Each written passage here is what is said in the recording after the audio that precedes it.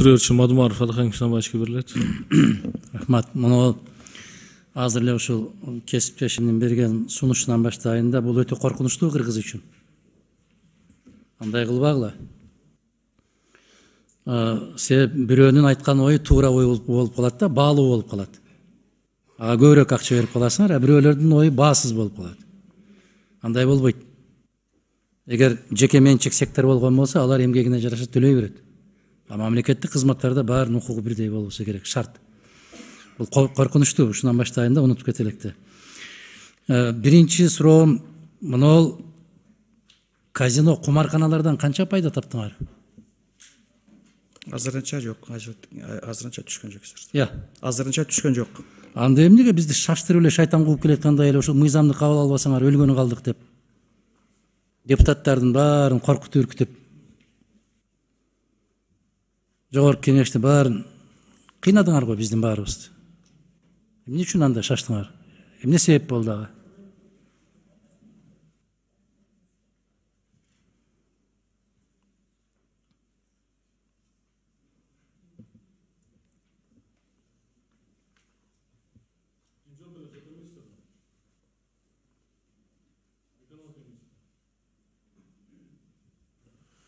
Азыркы убакта Чоросиитов экономика министри, азыркы убакта ушу казино боюнча айтылган сөз, айтып кетейин, жалпысынан мыйзам кабыл алынган, бирок азыркы убакта дагы эле подзаконный акттар иштелип чыгып атат. Биринчиден, экинчиден заявкалар түшүп атат Кыргыз Республикасына экономика министрлигине. Алар деле каралып атат. Бул мыйзамсыз деле иштеп атат да деп жарыя салышты эле кээ бир жетекчилер. Аларды эмне кылдыңар? Тыйдыңарбы? Түшүнгөн жокмун суроону. Бул мыйзамды кабыл албасаңар деле иштеп атат да ошол сыяктуу кумарканалар деп жарыя кылды эле да. Аны эмне жаптыңарбы? Канчасын жаптыңар? Мун суроону МВДге жиберсек болот эле. Жана бир кесиптешим айткандай, футбол кылып тебе береткенсиңер да, топтары өткөрүп, бери өткөрүп да. Натыйжада эч кандай жооп ала албайбыз. Урматтуу каржы министри, сиз айтсаңыз, биздин элибиздин башы эмес, кээде депутаттардын биздин да башыбызды айландырып атасыңар да. Мамлекеттик бюджет канча бизде? Көлөмү. Мамлекеттик. Ушул карап аткан 23-жылга.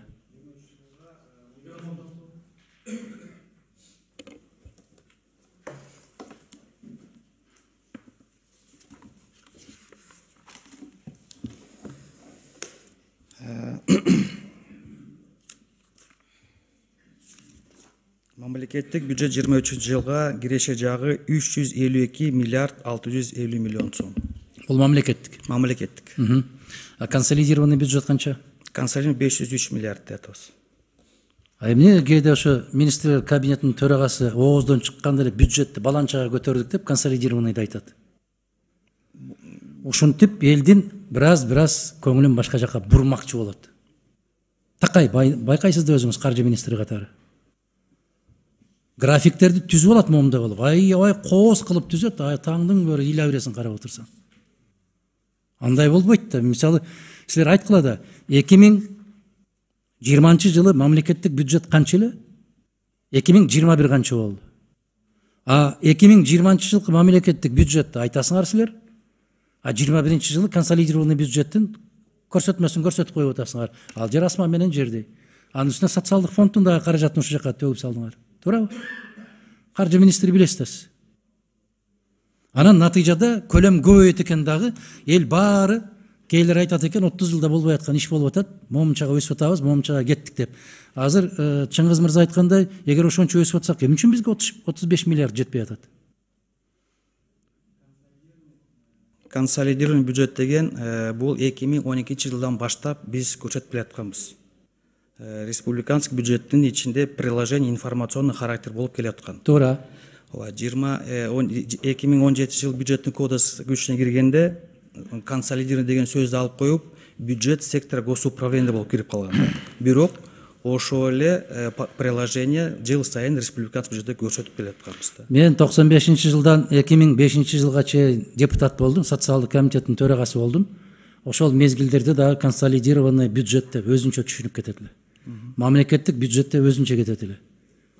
Пенсиялык фонд, социалдык фонд, сөзсүз камсыздандыруу, дарыгердик фонду булар эч качан бюджеттин катарына киргизилчү эмес.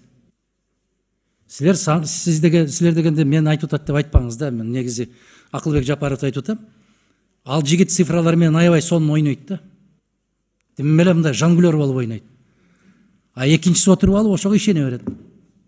Натыйжада жылдын аягында карасак, капчыгыбыз тешик. Эч нерсе жетпейт. Мына өткөндө дагы айлыкты көбөйттүк деп мына ушул жерден туруп айтасыңар, эгерде ушуну колдоп бербесеңер, айлык көтөрүлбөй калат. Айткыла да, урматтуу кыргызстандыктар, сиздерге көтөрүп аткан айлыгыбыздын, пенсиябыздын эсебин кийин неберелериңер төлөйт. Жапаровдардын чөнтөгүнөн эмес, небереңердин чөнтөгүнөн алып берип атабыз деп айтып коюш керек да ачык. Бирок ал туура эмес да. Анан кандай? Мына сиздин орун басарыңыз келип ошондой деп жооп алды. Жок, кандай эмес. Комитеттен. Биздин бүгүнкү күндө налоговый чогултканыбыз 203 миллиард. 203 миллиард. Анын жана бүгүнкү күндө көтөргөн пособияларыбыз, айлыктарыбыз 87 миллиард бул фонд аппаратурда. Жана соцфонд пособиялар кошуп келген баары толугу менен даже кичине биздин налогду ашып кетет. Анда урматтуу министр мырза, комитеттин жыйынына сиз келип жүрүңүз. Сиздин орун басарларыңызга биз так суроону бердик, так жоопту алдык. Кайда жумшайсыңар бул карызды? Айлыктарды көбөйтүү үчүн, пенсияга кошулуу үчүн. Бул мен ойлоп тапканым эмес. Карасаңар, бүт бардык стенограммасы бар. Экинчи маселе. Баткенге 3 миллиард бөлдүңөр. Туура? Бюджеттен бөлүндү да. Капитальный вложение. 3 миллиард бөлдүңөр. Өткөндө тез ушуну ратификация кылып бергиле деп орун басарыңыз келди. Биз ар бир шарттарын иликтеп атканыбызды айтты. Баткенди бетке тутуп атасыңар дедим. Шайкоочулук кылып баштадыңар. 3 миллиард бөлүп бердим деп айтканына 3 ай болду. Сентябрь болсо, сентябрь, октябрь, мына ноябрь да? 3-чү ай кетти. Бирок ал бөлүнбөптүр да. Миллиард 300 миллион бөлүнүптүр. Миллиард 700 миллион жок экен. Миллиард 300 миллионун кайдан бөлдүңөр?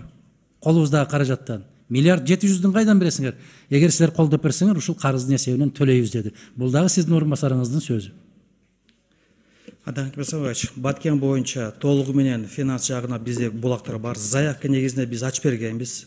Сразу башынан баштап, бүгүнкү күндө даже счетторунда акчасы бар. Бүгүнкү калдык даже бар. Мына жерде менин комитетте коллегаларым отурат да, биз ушундай жооп алдык да, туурабы? Мен өзүм ойдон таап аткан жокмун да. Урматтуу Адахан Кимсамаевич, урматтуу депутаттар, өзүңүз билгендей мен өзүм жүрдүм, анан ушул боюнча мен жооп бергем. Өзүңүз билгендей мен ошондо айткам, 1 миллиард 400, 3 миллиард бөлүндү деген туура болот. Себеп дегенде ошондо депозитте жаткан акча, Акылбек Усумбекович туура айткан. 1 миллиард 400 ошон бөлүнгөн. Өздөштүргөнү ошо 1 миллиард 400. Депозитте ошондой эле дагы эле жатат. 1 миллиард 600. Ошо 3 миллиардтын ошондо биз сураганбыз. Сиз сурагансыз, ошондо жооп бергем. Сиз эмне анан ошол Баткен деп койсом тезирээк колдоого ээ болот деп айттыңызбы аны?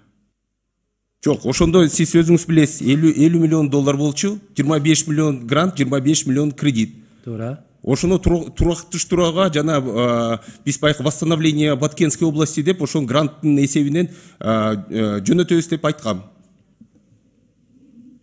Туура. Эгер биз ошондо колдобой койсок эмне 3 миллиард бөлүнбөй калабы деп кайра сурадым сизден. Биз айтканбыз, анда резерв табабыз дегенбиз. Эсиңиздеби? Мана, менин эсимде. Ошондуктан, урматтуу министр, 23-жылдын бюджети 25-жылга чейин баардык эсептерди жүргүзүп атканда мындан кийинки менин сунушум, урматтуу кесиптештер колдосо керек. Карыз алышыбыз мүмкүн деген ниетиңерди кагазга түшүрбөсөңөр. Куржунда канча бар? Мисалы биз конок чакырып атканда карайбыз да, канча наныбыз бар. Анан Эшматтан 2 нан сурап турам, Ташматтан 3 нан сурап турам. Ошону менен ушунча конок чакырсам деп дасторкон жайбайбыз да биз. Биз сандыгыбызда канча болсо ошого жараша чакырабыз. Эгер Эшмат бербей койсо эмне кылат? Силер кийинки жылы карыз алабыз деген акчаны дагы 23 жылдын бюджетине, 22 жылдын бюджетине киргизип коюп атасыңар. Жогорку Кеңеш кайда бармак элеңер колдобой деп. Кандай дейсиз? Бул принцип туура эмес өзү негизи. Адахан Кесмаевич, эң туура айттыңыз. Конок тоскондо бул потребление биз карыз албайбыз. А бирок үй бүлөгө машина алып иш чараны кыла берсегенде бул кредит болуп, ошого биз алышы мүмкүн. Анда карызаларды ойлойбуз. Кантип төлөп берем деп. Бизде мына Өзбекстандын кече чек ара боюнча маселени талкуулап атканда бирөө чыгып айтып атат.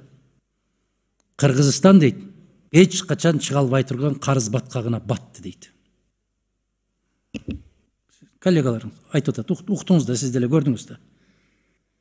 Булар күндөн күнгө карызга батып атат. Бул карыздан эч качан кутула албайт Кыргызстан деп берип атат.